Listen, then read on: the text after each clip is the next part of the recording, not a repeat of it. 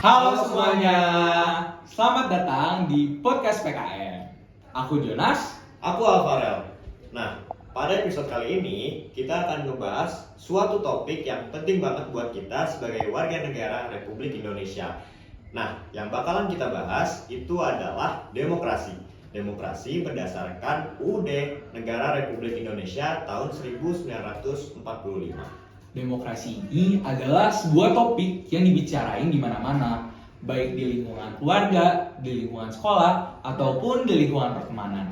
Bahkan hal ini seringkali dijadikan topik oleh pemerintah. Nah, jadi demokrasi ini tuh bukan sekedar satu kata aja, tapi kata yang menarik untuk kita bahas. Nah, untuk membahas topik tersebut lebih dalam, kita berdua udah mengundang teman-teman keren kita nih, yaitu Najla, Hai semuanya, aku Najla. Semoga obrolan kita hari ini bermanfaat ya. Latisha, Halo semuanya, aku Latisha. Aku udah semangat banget nih diskusi hari ini. Farel, Halo semuanya, aku Farel. Aku udah semangat banget nih buat diskusi sama kalian. dan Naita. Halo, aku Naita. Siap menambah wawasan kalian. Nah, untuk pertama-tama, aku mau nanya Naita dulu nih. Menurut kamu, apa sih itu demokrasi? Kalau misalnya hal itu tuh dihubungkan sama UUD NRI tahun 1945.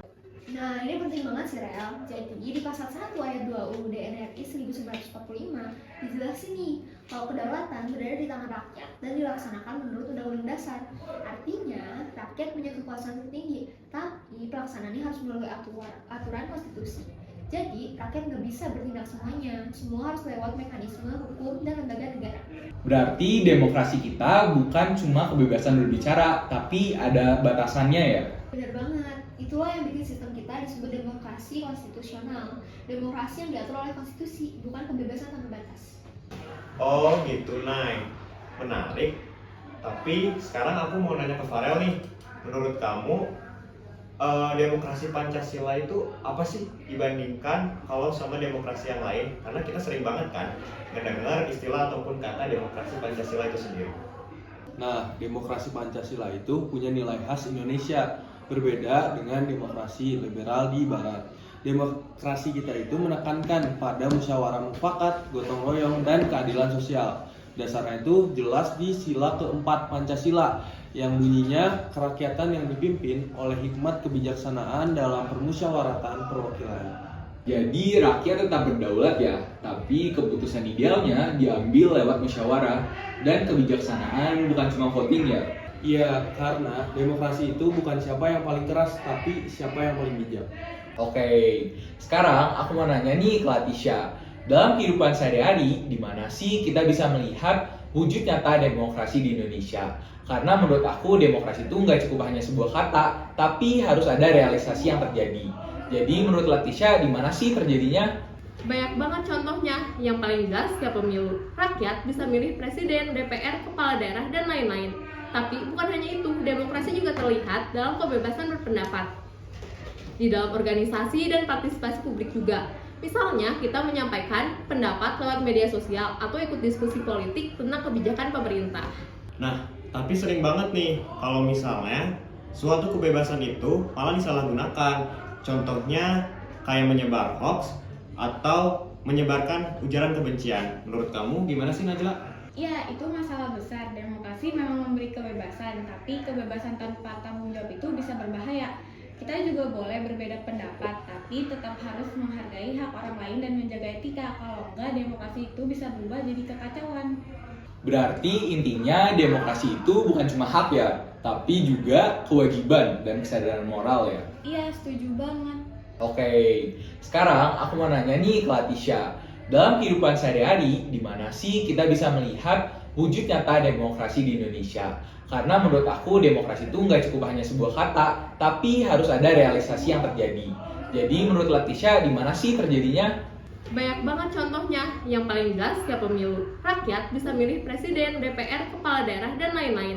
Tapi bukan hanya itu, demokrasi juga terlihat dalam kebebasan berpendapat, di dalam organisasi dan partisipasi publik juga. Misalnya, kita menyampaikan pendapat lewat media sosial atau ikut diskusi politik tentang kebijakan pemerintah. Nah, tapi sering banget nih kalau misalnya suatu kebebasan itu malah disalahgunakan. Contohnya kayak menyebar hoax atau menyebarkan ujaran kebencian. Menurut kamu gimana sih, Najla? Ya, itu masalah besar. Demokrasi memang memberi kebebasan, tapi kebebasan tanpa tanggung jawab itu bisa berbahaya. Kita juga boleh berbeda pendapat, tapi tetap harus menghargai hak orang lain dan menjaga etika. Kalau enggak, demokrasi itu bisa berubah jadi kekacauan. Berarti intinya demokrasi itu bukan cuma hak ya, tapi juga kewajiban dan kesadaran moral ya. Setuju banget. Nah, sekarang aku mau bahas sisi kritisnya dulu nih. Nah, pada dasarnya kita tuh kan tahu kalau semisalnya demokrasi Indonesia itu udah jalan lama banget kan, dan pastinya itu ada tantangannya. Nah, menurut kamu Farel, tantangan terbesar apa yang dihadapi oleh Indonesia dalam hal demokrasi pada saat ini? Menurut aku sih salah satunya adalah politik uang dan rendahnya literasi politik masyarakat. Nah, itu tuh banyak yang masih milih karena iming-iming, bukan karena visi calon. Ini tuh bikin demokrasi jadi formalitas, bukan kesadaran. Bener banget, kalau rakyat belum sadar pentingnya suara mereka, demokrasi bisa disalahgunakan. Nah, kalau dari kamu, Latisha, menurut kamu tantangan apa sih yang terjadi di Indonesia ini? Kalau menurut aku sih ketimpangan ekonomi dan sosial juga berpengaruh. Karena orang yang ekonominya lemah sering nggak punya akses untuk berpartisipasi dalam politik. Akibatnya suara-suara mereka itu sering jadi nggak terdengar. Menarik banget. Dan yang paling penting, demokrasi itu sebenarnya harus diperjuangkan, bukan hanya dihafalin di buku PKN aja. Nah, kalau udah tahu tantangannya, sekarang aku mau nanya nih ke Latisha. Menurut Latisha, langkah apa sih yang bisa dilakukan untuk meningkatkan kualitas demokrasi di Indonesia? Ada beberapa langkah penting yang bisa kita lakuin. Yang pertama, pendidikan politik sejak dini, supaya masyarakat paham hak dan kewajibannya. Yang kedua, transparansi pemerintah harus diperkuat lewat kebijakan-kebijakan yang terbuka dan mudah diakses publik. Yang ketiga, penegakan hukum terhadap praktik penyimpangan demokrasi seperti politik uang dan penyebaran hoaks. Setuju banget, Tis. Selain itu, peran media tuh juga penting. Media tuh harus menjaga integritas dalam menyampaikan informasi yang akurat dan tidak memprovokasi. Lingkungan digital juga perlu lebih aman. Edukasi literasi digital harus diperluas supaya masyarakat bisa membedakan informasi valid dan hoax. Dan yang paling penting itu membangun budaya dialog. Demokrasi hanya bisa hidup kalau orang mau berdiskusi dengan pikiran terbuka dan sikap saling menghargai. Nah, sebelum kita tutup, aku mau masing-masing dari kalian kasih nih kalimat refleksi dari obrolan yang asik banget yang udah kita omongin dari tadi. Nah, menurut aku sih John, demokrasi itu adalah kekuatan rakyat yang harus dijalankan dengan penuh kejujuran dan tanggung jawab oleh pemerintah. Buat aku, demokrasi itu hak dan kewajiban. Kalau rakyat gak ikut terlibat, demokrasi cuma jadi slogan kosong. Demokrasi yang sehat itu harus berpihak pada keadilan dan suara rakyat kecil. Dan bagiku, demokrasi itu harus tetap berpijak pada Pancasila dan UUD 1945 supaya nggak kehilangan arah. Wah, keren banget ya. Nah, dari obrolan kita hari ini bisa disimpulkan bahwa demokrasi itu bukan hanya sekedar suatu sistem politik dari negara Republik Indonesia saja, tapi demokrasi juga merupakan cerminan dari nilai-nilai Pancasila maupun dari semangat rakyat. Yes, terima kasih buat narasumber keren kita yang udah datang ke sini. Terima kasih banyak buat Latisha, Najla, Farel, Lea, dan kalian yang udah nonton video ini.